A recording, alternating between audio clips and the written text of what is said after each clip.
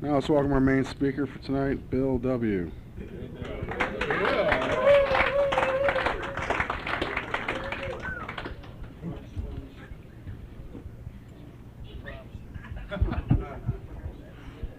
Good evening. My name is Bill, and I am an alcoholic. I guess I'd like to thank Mike for asking me to speak tonight, but I won't.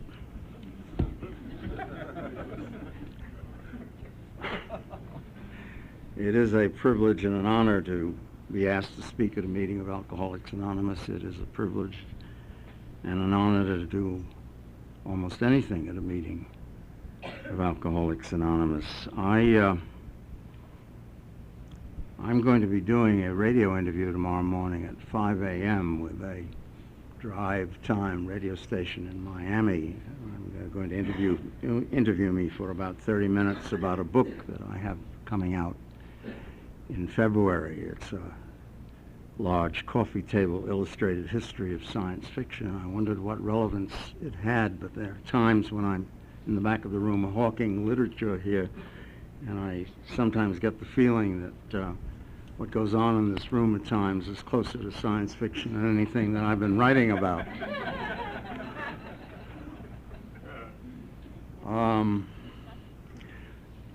I'm always, I do that for a living, and I've been doing these radio shows now for 4 weeks, and I'll go on doing them through December and January and February and so on, and I'm less worried about those and less nervous than I am standing at this podium tonight, because you know who I am and I know who you are, and what we share in common is alcoholism,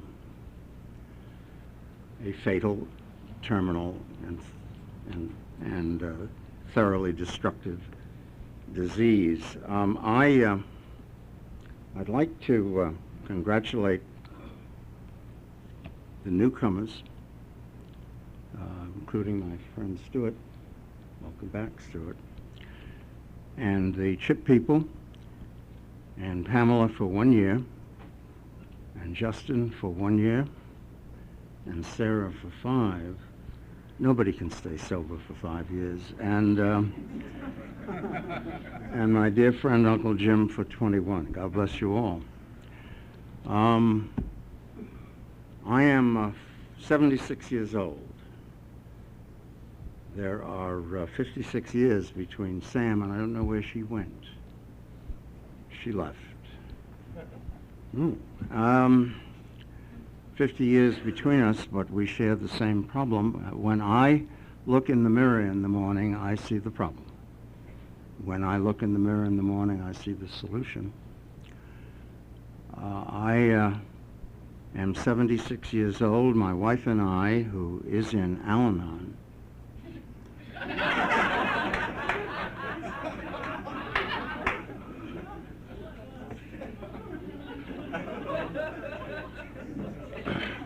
that's a terrorist organization. A man named Luke Thomas, God bless his soul, used to sit right there. Many of you in this room knew him. Jim certainly did. He was not my sponsor. I hated him. He was my spiritual mentor. He used to say things to me like, "You will not make it in this program, Bill." That's spiritual.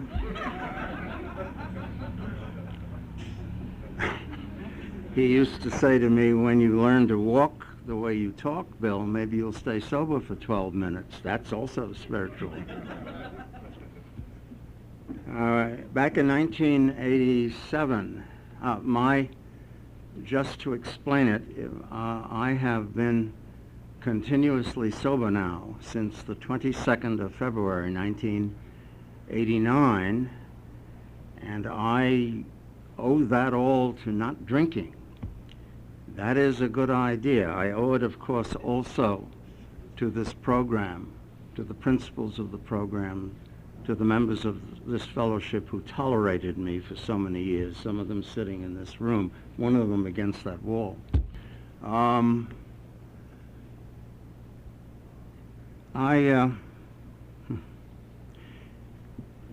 In 1987, I was in my second or third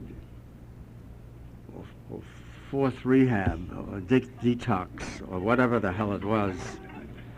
And Luke Thomas went to look for my wife. Now, I should explain that I was then and am today the chief executive officer and chairman of the board of a company.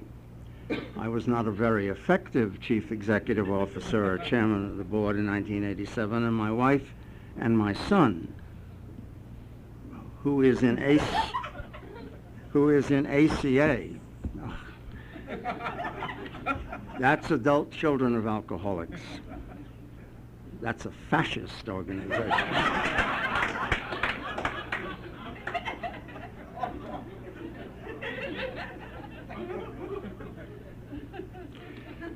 Luke went to see my wife, and there she was trying to keep this business together while her husband and my son, with my son and my son's father, was systematically drinking himself to death and destroying everything and everyone around him.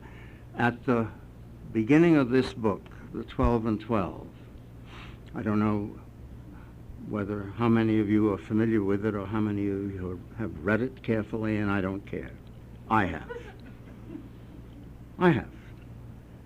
And at the very beginning in Bill Wilson's discussion of step 1, he says we must accept our devastating weakness and all of its consequences until we have so humbled ourselves. Our sobriety, if any, will be precarious at best, and of real happiness we will find none at all. They were the consequences of my drinking. And Luke Thomas said it as well as anybody. He went to see her and said, do yourself a favor, forget him. Forget him. I mean, the philosophy of the codependent is look at the alcoholic. As long as you're looking at the alcoholic, you don't have to deal with your own problems. And he said, forget him. Let him do whatever he's going to do. He's going to drink himself to death. There's nothing you can do to stop him. But you need to save your own life. You need to create a life of your own, no matter what he does. And so she went to Al-Anon and CODA. That's Codependence Anonymous.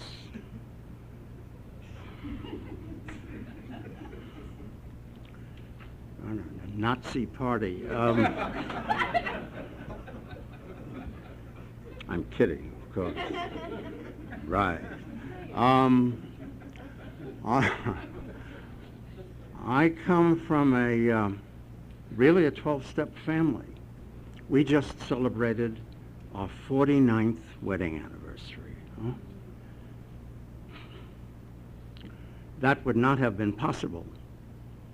Not have been possible without this program for this old drunk, and Al-Anon and CODA for my wife, and ACA for my son. We have 2 dogs, Lady and Cheska. They're in CODA, Co-Dog actually, and my cat Sam is in Alicat. When I got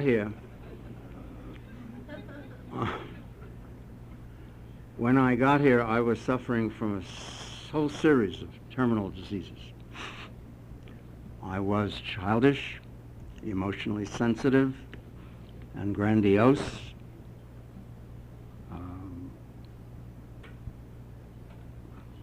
What was I thinking? Come on, help me, Jim. I'm having a senior moment, huh? Restless, restless, irritable, and discontented, and as Dr. Harry Thibault described it, I suffered from feelings of omnipotence and deep frustration and reckless impulsiveness. And I had one other disease. It's called cranial rectalosis.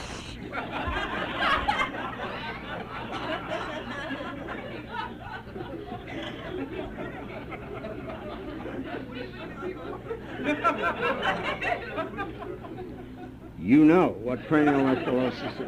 For those of you who may not, It is a permanent attachment of the head to the ass.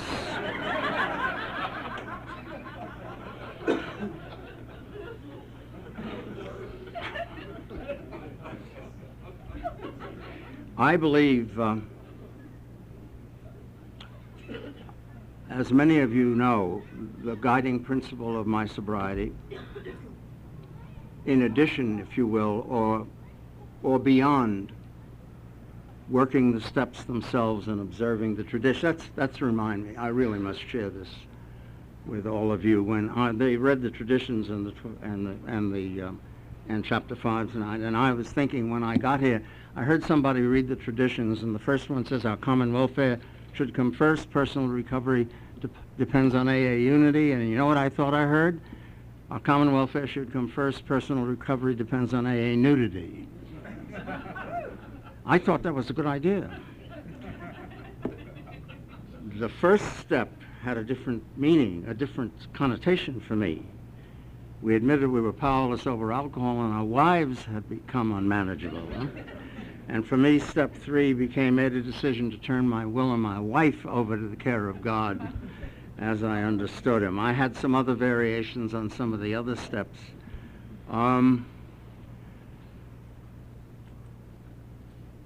There was I believe, for me at least, I don't know about you, but for me at least, service has been the core of my program. It has brought me back over and over again. It has brought me to meetings at which I had service commitments. It has brought me to meetings at which I have no service commitments. I share in common service with many people in this room. My friend Jim was in central service for many years. I was in general service for many years. He's done a raft of other things. In the end, it is the giving back that allows you to keep this. Maybe that's not true for anyone except me, but it is true for me. It is true for me. And my primary purpose, and I share that with you, I believe, is to stay sober and to help other alcoholics to achieve sobriety. I have a friend in general service who used to say our primary purpose is to stay somber and help other alcoholics buy sombreros, but I didn't buy, yeah. Anyway, I believe that service, on that wall over there, there are pictures of 2 men. One is they are the co-founders of our fellowship. One is Dr. Bob Smith. He was a rectal surgeon. They used to say when you went to see Dr. Bob, you bet your ass. And under that, Dr. Bob says, we all know what love is. Alcoholics Anonymous is about love and service, and we all know what love is, we all know what service is, and we should keep those 2 things in mind on a regular basis. Over there is Bill Wilson, and underneath Bill Wilson's picture, part of that says that we get out of this what we bring to it. We get out of it what in direct proportion to the zeal, enthusiasm, and stick-to-itiveness that we bring to this program. I believe that. That's not complicated. I mean, I hear a great many things in this room, often deeply sophisticated and highly cultivated, and I wonder,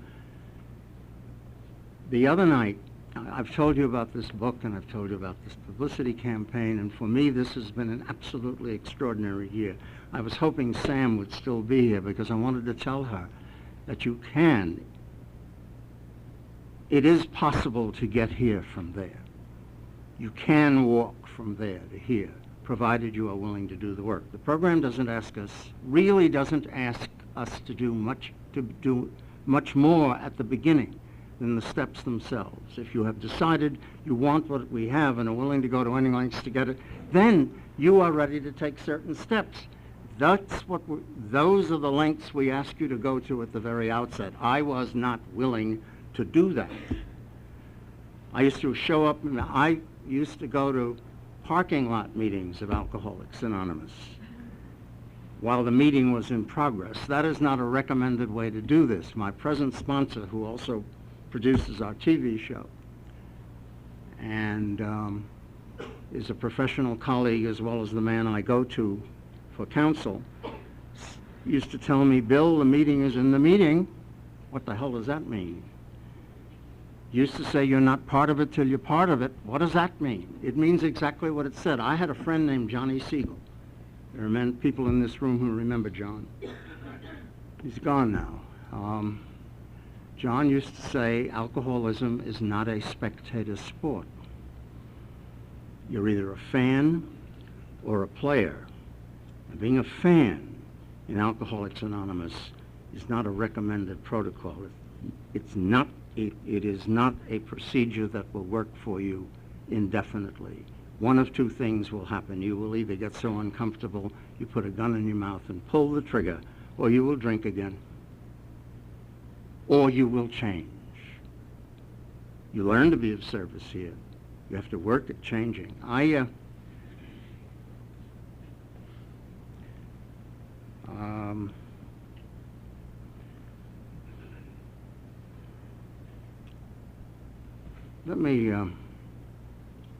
Let me tell you a little about this first, if I may. Everybody wonders about this, and I often frequently forget to explain it. This has a meaning. I keep these in my bedroom where I can see it and my Al-Anon wife can see it, and she can recommend that I look at it periodically.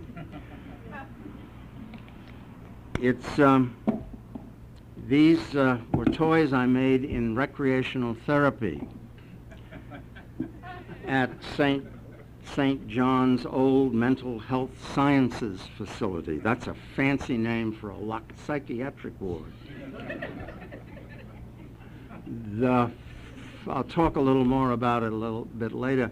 The most challenging thing they had me do, and I guarantee you it taxed my capacities. It really did. I found it almost impossible to do this. You see this? That used to say keys. I didn't make this. I didn't form it. I didn't shape it. It came shaped like keys. My job was to put the screws in.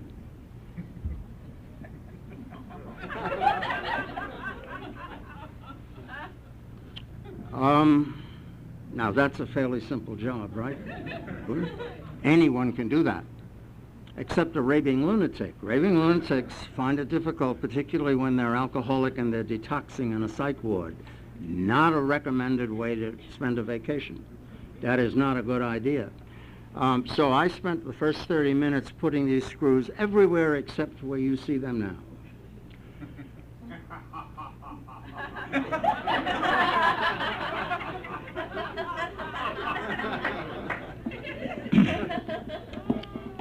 Jim, I'm going home. Uncle Freedom. This, God bless it. The box came the way you see it. What I had to do was put the tiles in. There isn't a straight row there. I spent 6 months in that place. I spent 6 months in that locked psych ward. You know how you know it's a locked psych ward? They got the keys.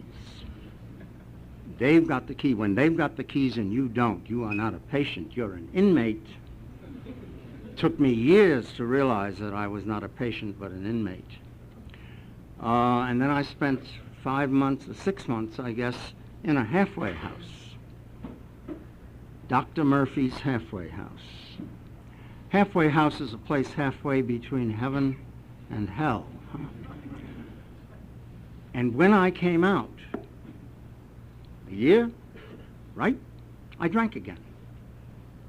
That was the 20th of February, 1989. You don't want to do that. I drank again. We had moved from Santa Monica Canyon to where we live now in the Venice canals, and in the move they'd thrown out everything. My wife, who was in Al-Anon, of course, and my son, who was in ACA. They carry guns and have a shield, right, and spears. And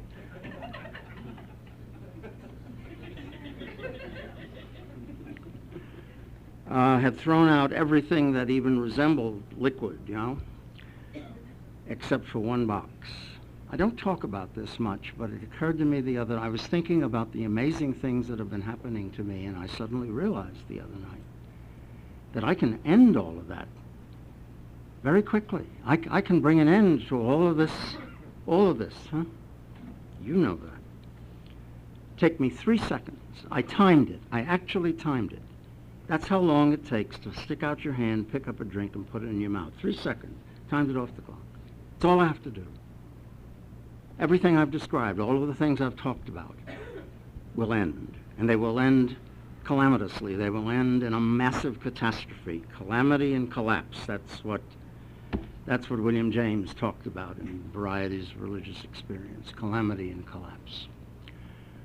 Where the hell was I? The box.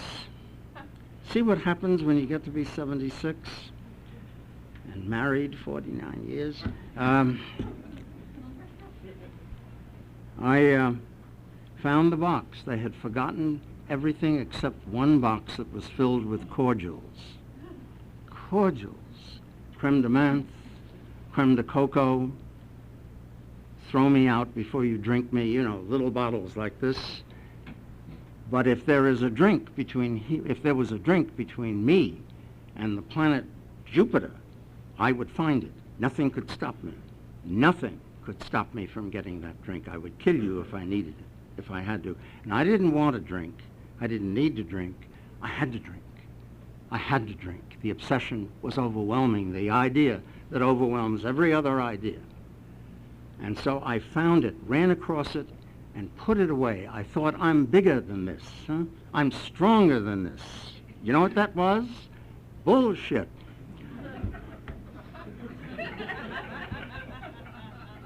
That was bullshit.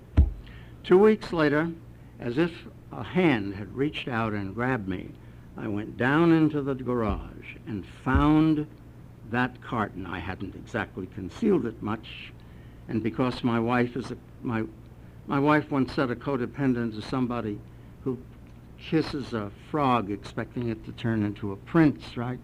Instead of the frog turning into a prince, the codependent turns into a frog.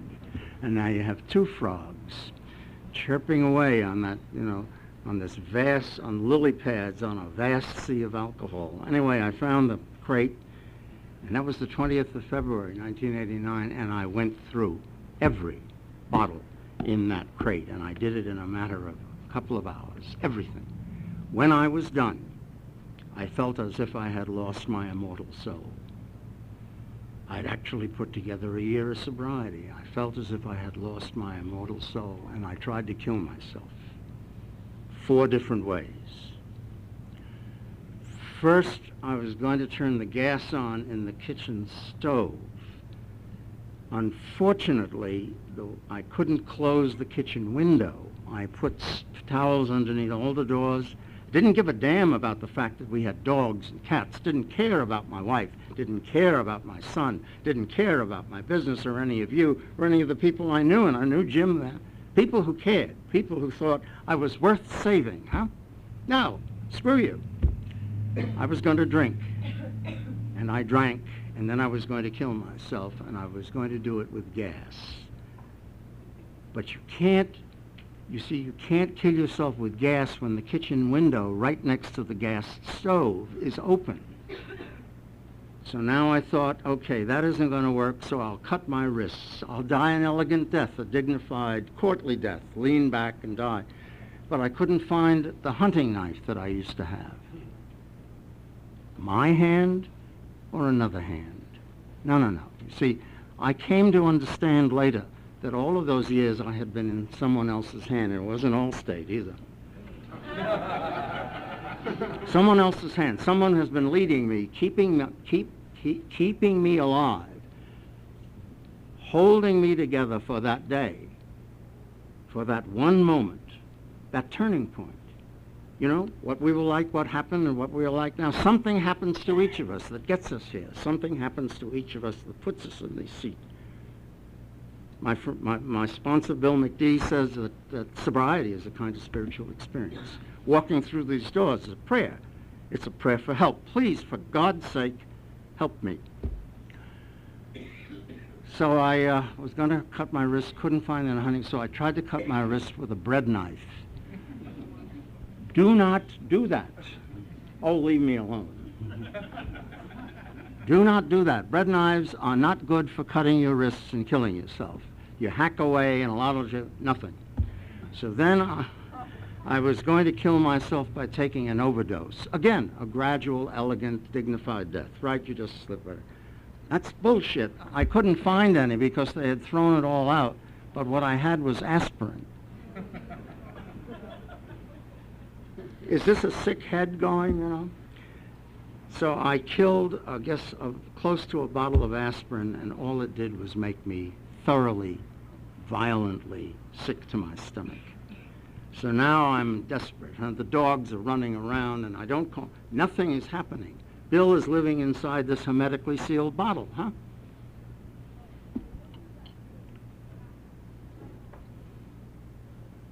At some point in the life of every alcoholic, alcohol is God. God isn't doing for me what I couldn't do for myself. God is doing for me today what alcohol used to do for me. I don't know you, but it worked. While it worked, alcohol made everything better for me until alcohol began to make everything worse. Anyway, couldn't do that. Aspirin didn't work, so I was going to strangle myself. But again, I wanted to do it in an elegant, courtly, and, you know, regal way, right? Like, go out like a gentleman. Right. So there was a chinning bar, not a chin. There was a chinning bar somehow that I had put between the doors, through the doorway of a door in the house. And I thought, I have it. I know how to do this. I know how to pass into the great beyond painlessly. It was all painless, huh? The alcohol made me pain. The alcohol removed all feeling, huh? The alcohol removed any sensation. When you're talking to an active alcoholic, you're not talking to a person, you're not talking to a human being, you're talking to the chemical. So I took a belt and wrapped one end of the belt around the bar and put the other end of my belt around my neck and leaned back slowly, right? To asphyxiate myself, to strangle myself, but strangle myself painlessly. That's the customary state of the alcoholic, right? Painless, you know, lightless, lifeless, motionless, anyway.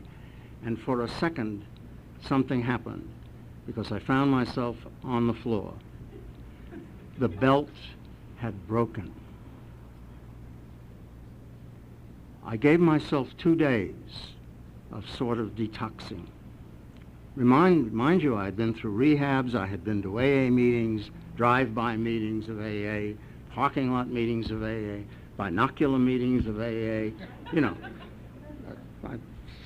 Get 2 to 3 blocks away and watch you with binoculars and think, how stupid these people are. I gave myself 2 days, 22nd of February. It turns out to be George Washington's birthday. It is not true that George Washington and I were contemporaries. I was not a member of his cabinet nor in the Revolutionary Army. But in any event, 22nd February, I have not had, God bless, with God's grace and God's intervention on a daily basis, a power greater than myself has solved my problem since that day, from that day to this. My friend Mark and I were talking about it the other day. It was the grace of desperation. I had run out of options. I hear people say, I didn't choose to drink today. I don't think we have a choice. I don't have a choice. I don't know about you. I don't have a choice about drinking today. I drink today, it's over. It's over. Let me give you just a couple of anecdotes quickly. Just sort of, some of you have heard this before and I don't care. I talked about the TV show, and in 1985, I was I like to tell this story because a record of it exists. In 1985, see, I drank before every show. It was not possible for me to go into the studio sober because the pain in here, it's not a wind that whistled, it was a vice that clamped down on the inside of my stomach and just turned. It was fear, it was self-loathing, it was self-pity, it was self-contempt. Huh? All of those things and 1,000, what do we come here driven by 100 former fears? I came here driven by 425,638 forms of fears and almost everything else. So I had to drink, and there was a bar across the street from the studio, and I was one of the regular tenants. And that day I came into the studio and I was going to interview this man, Paul Erdman. He wrote this book, The Crash of '79. We were not talking about this book. It was some other book that he's written, The Crash of '46, or Columbus Leaves the Country, or whatever the hell it was. But he was my guest. My son was the producer at the time. You understand that he and I no longer talked. Two things disappear in an alcoholic home, I have found at least. First is communication, and the second is trust. They can't talk to you and they don't want to, and they can't trust you more than 6 seconds at a time. Huh? Not even that. And here his father arrives in the blue shirt, and an unkempt suit, and it was dirty, and I had mismatched socks, and who knows what the hell. And I was in no condition to do anything, but I had to go on. My guest was already seated there, and I was going to ask him a question. I thought of my first question, and they said, roll tape. Tape started to roll, and I thought, okay, my first question is going to be in my head, huh? Why did you write this book, and how long did it take you to write the book, and who are the characters, and are the characters based on real people? The usual, the usual nonsense. There's a tape of that show. My son has that tape. That show was never released. I can't imagine why. What is on the tape goes like this. Paul, surface size of fragment of the Royal Surface. What is it?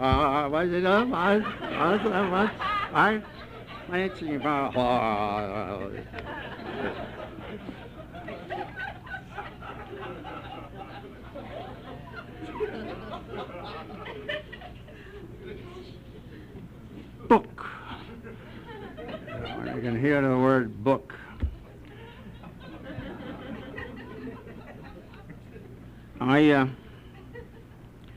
They informed my son and our company that if I ever came back into that studio, they would rescind our rights to produce in that station, and they would refuse to distribute the show. And I have no reason, can't imagine why they did that.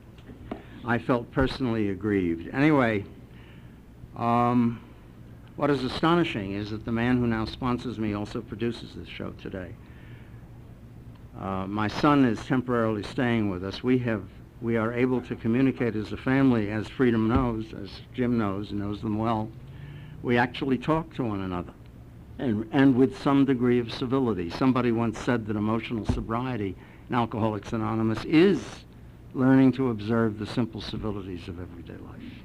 Saying thank you, saying hello, opening the door, closing it. I said goodbye to my wife. Well, sort of goodbye. She said, have a good time.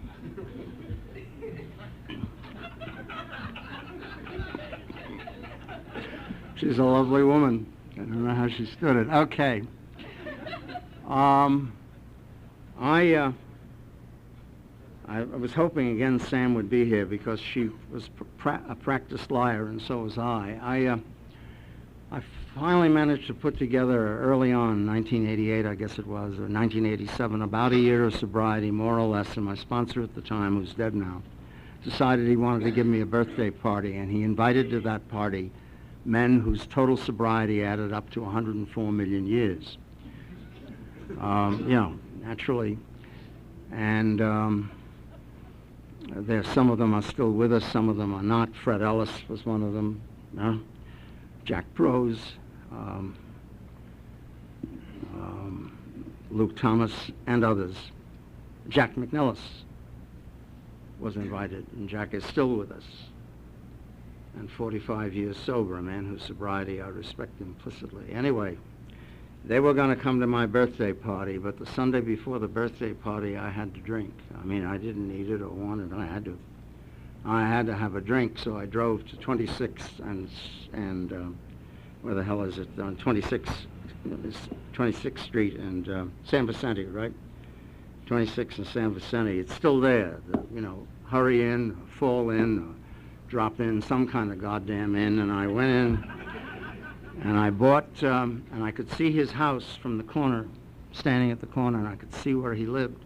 And all I had to do, all I had to do was walk down half a block and knock on his door and say, for God's sake, man, help me. There's a story in the back of the book called He Thought He Could Drink Like a Gentleman, and the man who wrote that story had Dr. Bob as his sponsor, and he says in the beginning, and I think it is still true today, that they were told to believe in, to make contact with anything they believed in that was a power beyond themselves, a light pole, a tree, the ocean, God, if you can go there, and to find ways of not picking up the first drink. And one way not to do that is to pick up the phone or go see your sponsor or do something that amounts to a prayer. Prayer is an action. Faith is an action. There's a man in this room who said that to me once, sitting back there in the last row. Faith is an action. Service is an action. Prayer is an action. Wouldn't do that. Went in, got the booze, went home, began to drink it. And then I had the idea that actually, in a strange and inverted way, led me to this podium today. I decided that I would take the cake. Didn't matter that I was drinking. I would take the cake because I couldn't, after all, I was an important man, right? An important drunk. I was not going to stand in front of this collection of men and women whose sobriety amounted to years and years and years and say to them, I've been drinking again and I can't take this cake. I decided I would take the cake, and when I was 5 years sober, I would subtract a year.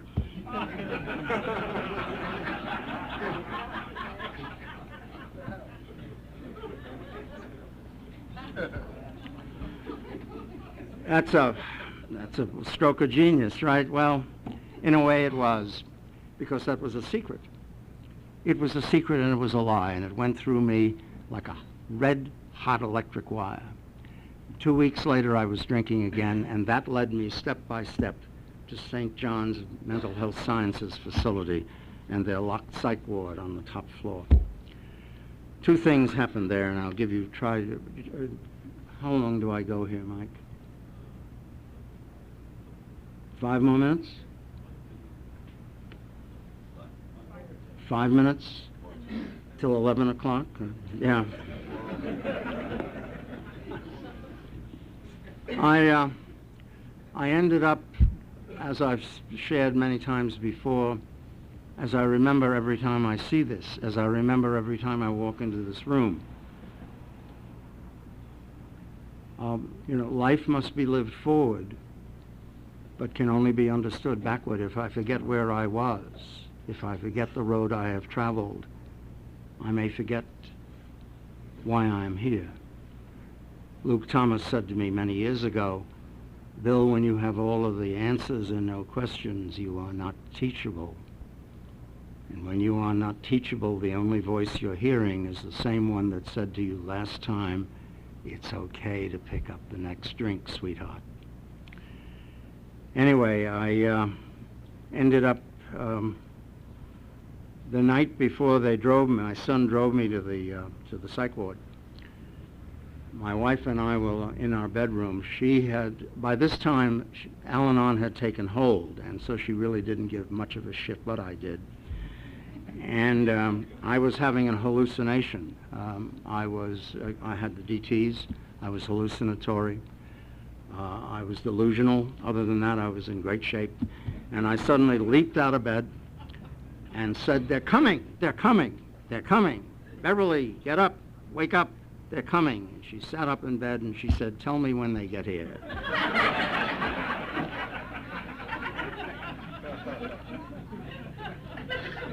Next day, my son drove me to the mental health sciences facility, and he told me many years later, "It takes a long time. It takes a long time. It doesn't change in 14 minutes. It takes a long time to get here. It takes a long time for the life to begin to clear out." Donald, hey baby.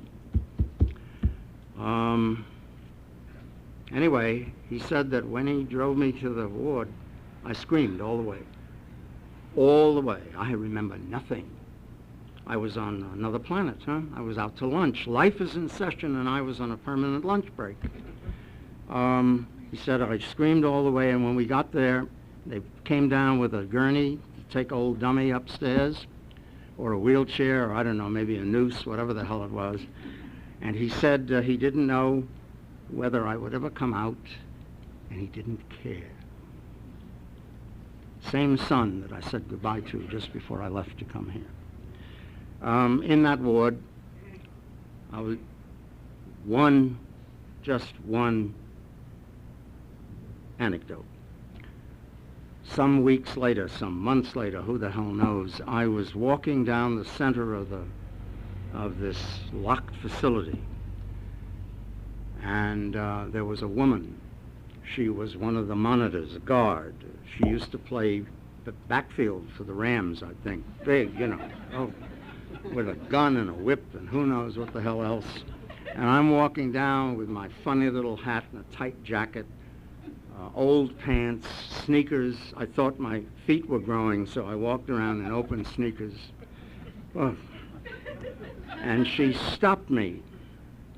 She stopped me in the middle of the aisle, and she said, in a voice you could hear in Schenectady, right? She said, "Get out of my sight, now. I don't care where you go." Where the hell could I go? "Get out of my sight, now. Get out of this hall. You are a disgrace to this ward."